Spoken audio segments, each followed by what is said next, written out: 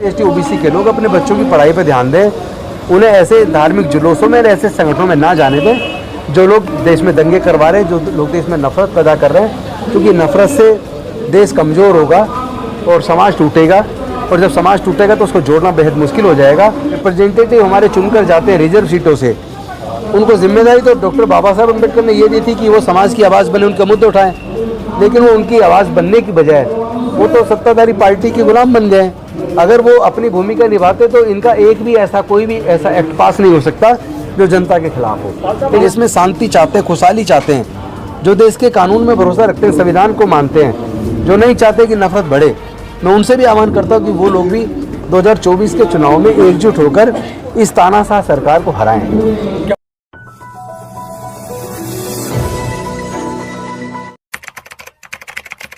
हिंसा कोई अपने आप नहीं हो रही है, हिंसा कोई दो संप्रदायों के बीच में नहीं हो रही है, हिंसा किसी आपस में कम्युनिटीज़ के बीच में नहीं हो रही है, बल्कि एक पार्टी विशेष की सिस्टर कंसर्न जो कंपनीज़ हैं, यानी वो संगठन, वो प्लानिंग के तहत ये सारी हिंसा करवा रहे हैं।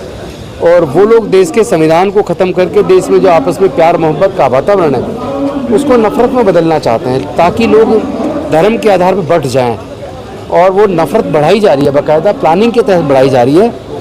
और उसमें सबसे ज़्यादा दुखद ये कि सुप्रीम कोर्ट का वो जजमेंट आने के बाद भी कि जो नफ़रत की स्पीच दे ऐसे लोगों को गिरफ्तार करे पुलिस, और अदरवाइज़ कोर्ट उस पर कार्रवाई करेगी। लेकिन कोर्ट भी उस पर कोई कार्रवाई मुझे करती नहीं दिख रही है।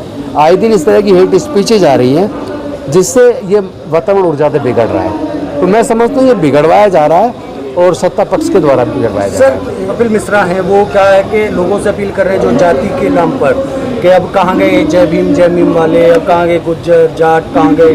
आप उसकी बात मत कीजिए, वो आदमी इस लायक नहीं है, क्योंकि वो नफरती व्यक्ति है, केवल नफरत पैदा करता है। ऐसे आदमी की चर्चा करके उसको ज़्यादा तवज्जो मत दीजिए प्लीज़। नहीं, तवज्जो नहीं, क्योंकि लोगों को भड़काया जा रहा है, कमजोर लोगों को इस्तेमाल किया जाता है, एससी और एसटी ओबीसी के लोगों को। इस पर क्या कहेंगे? नहीं, ये तो कड़वा सच है कि आप जितने भी देश में दंगे हुए, कभी उन दंगों में जो लोग गिरफ्तार हुए हैं, कभी उसकी सूची आरटीआई लगा कर निकाल के ले लो।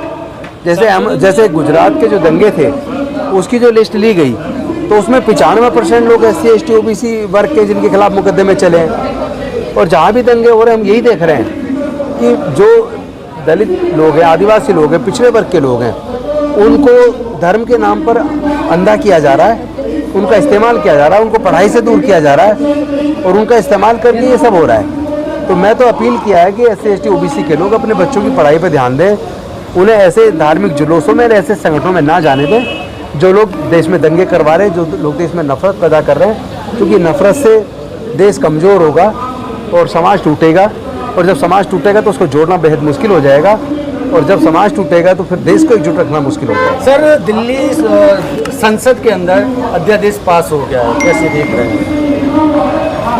मैं ये देख रहा हूँ कि जो पॉलिटिकल पार्टी जिन्होंने इस दिल्ली में सर्विसेज का जो एक्ट लेके आई केंद्र सरकार, उस एक्ट में जिन्होंने समर्थन किया, ये कह के किया कि हमें यकीन है केंद्र सरकार राज्य सरकारों के साथ ऐसा नहीं करेगी, तो वो गलतफहमी के शिकार हैं। जम्मू एंड कश्मीर तो राज्य था, एक अध्यादेश ला के उनको यूनियन टेरिटरी बना दिया। तो अगर केंद्र सरकार ज़्यादा पावरफुल बनेगी, कोई पार्टी इतनी ज़्यादा पावरफुल तरीके से सत्ता में आएगी, तो वो कल को कुछ भी कर सकती है।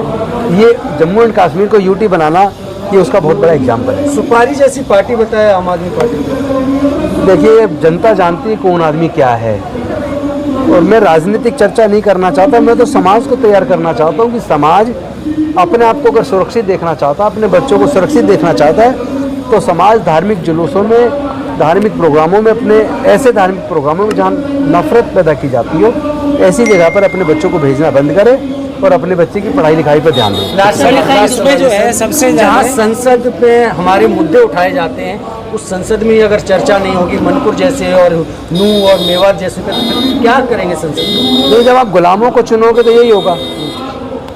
आप गुलामों को चुनना बंद कीजिए। मैं जनता से, देश के लोगों से ये निवेदन करना चाहता हूँ, जैसे सपोज करो अगर एससी एसटी की बात करें, क्योंकि वो उनको जो रिप्रेजेंटेटिव हमारे चुनकर जाते हैं रिजर्व सीटों से, उनको जिम्मेदारी तो डॉक्टर बाबा साहब अम्बेडकर ने ये दी थी कि वो समाज की आवाज़ बने, उनके मुद्दे उठाएं, लेकिन वो उनकी आवाज़ बनने की बजाय वो तो सत्ताधारी पार्टी के गुलाम बन गए। अगर वो अपनी भूमिका निभाते तो इनका एक भी ऐसा कोई भी ऐसा एक्ट पास नहीं हो सकता जो जनता के खिलाफ हो।